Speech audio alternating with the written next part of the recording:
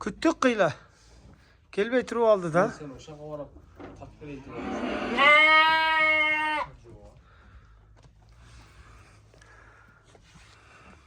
Urgaç o bu? Erkek. Erkek. Eller kan bas sanıyor. Saçık. Ha tuğdu tünde. Erkek. Erkek o. Şimdi düştü. Gençem bezimden liçkerak. İçkerak bıraktın da bilmem mi? Yok yok liçkerak da. Nege de liçkerak dedi hatta. Niçin? Çekince olur o. Bravo da. Liçke bravo. Liçke. O ne o. Lan Karaç. Bayağı yeçki kulak. Bana bir yemek değil.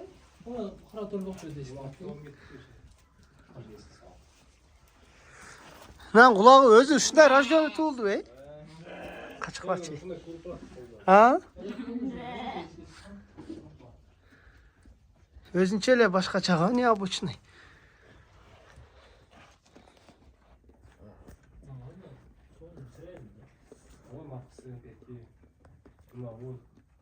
Bütün o düşüncelik yapmışlar.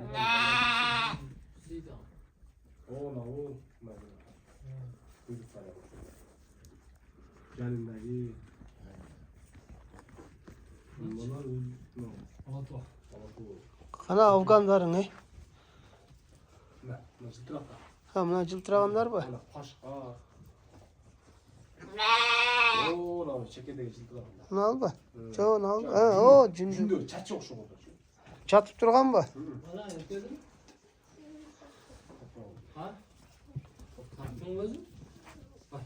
Kapsan aydan bir tayak Allah'ın çünkü.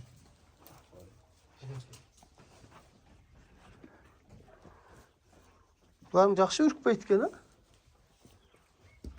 Ей, мынау азытале сүзеді ғой, бұның, ертең.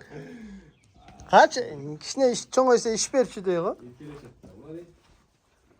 Ойнайды екенсің да бұлар менен кіріп алып, а? О, keçen vay abi. Tamam. Doğru da koydu. Yüzde Koydu, koydu. Ondan sonra